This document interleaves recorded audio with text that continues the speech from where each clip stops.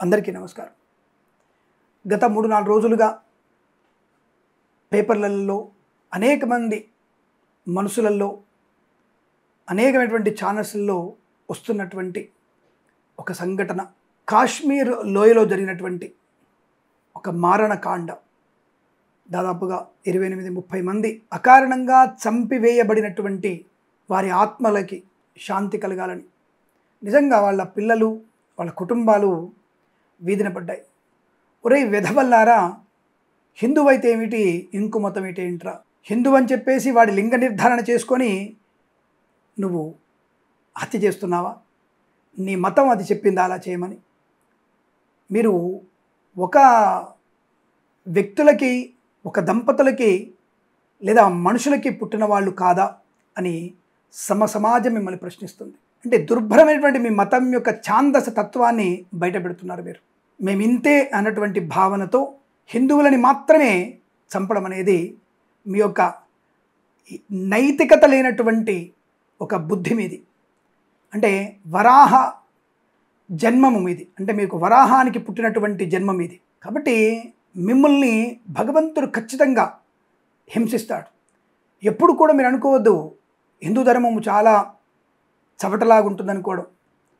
ఛత్రపతి శివాజీ లాంటి వాళ్ళు, అలాగే గొప్ప గొప్ప యోధులు నేతాజీ సుభాష్ చంద్రబోస్ లాంటి వాళ్ళు, ఇంకా ఇతరమైనటువంటి భగత్ సింగ్ లాంటి వాళ్ళు, అనేక మంది ఈ యొక్క హిందూ జాతిలో పుట్టే వ్యక్తులు ఇంకా ఉన్నతమైనటువంటి వ్యక్తులు ఉన్నారు. అలానే ఏదో మతం గురించి మాట్లాడట్లా. మీరు చేసిన మారణకాండ హిందూ మతాన్ని మీరు ఊటంకించి హత్య చేశారు కాబట్టి మీ నీచమైనటువంటి మతం గురించి మాట్లాడాల్సిన అవసరం వస్తుంది. నీ వ్యక్తిత్వము నీ మతం ద్వారా నువ్వే బయట పెట్టుకుంటున్నావు. నీ యొక్క దేవుని నినాదాలు చేసుకుంటూ మనుషుల్ని చంపేసిన స్థితి, నువ్వు వరాహము చేత చంపబడతావు. నువ్వు మా దాంట్లో లక్ష్మీ నృసింహస్వాములు ఉన్నారు, వరాహమూర్తులు ఉన్నారు.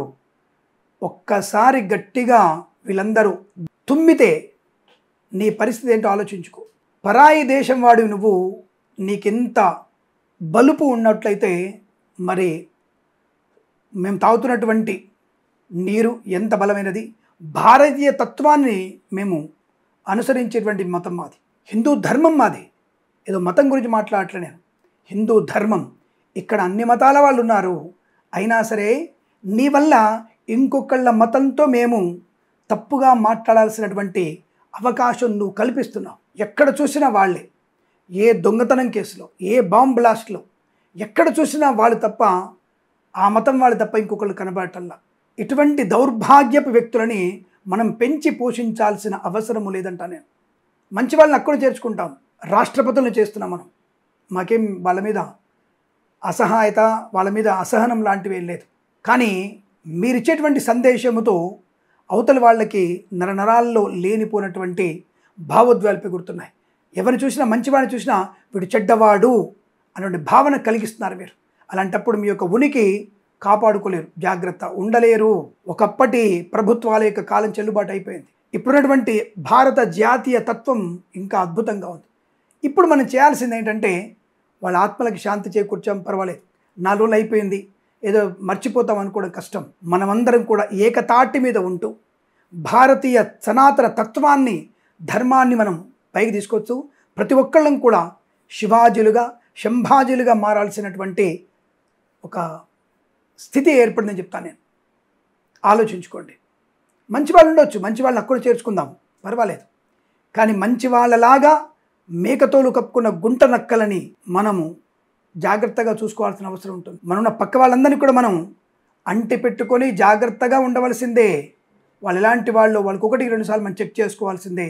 ఆ విషయాన్ని గుర్తుపెట్టుకోండి. మరి ఇటువంటివి ఉపద్రవాలు మళ్ళీ కలగకుండానికి మనము సనాతన ధర్మం యొక్క ప్రావీణ్యత పెంచుకోవాలి.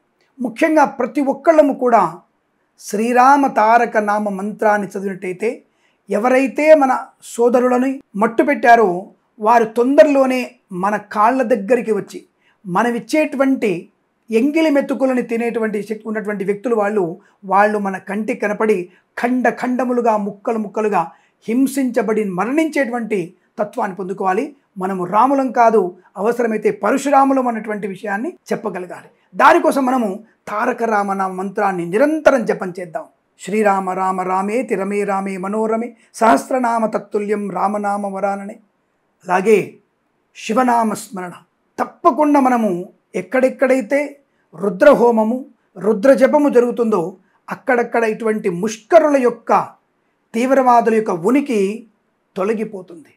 అక్కడక్కడ పాజిటివ్ ఎనర్జీ పెడుతుంది. మన వాళ్ళకి మన సైనికులకి మనోనిబ్బరాన్ని కలిగించాలి. మన పర్యాటకులకి మనం ఇంకా ఊతం ఇవ్వాలి. ఇప్పుడు మన కాశ్మీర్కి ఎక్కువ మంది వెళ్ళాలి.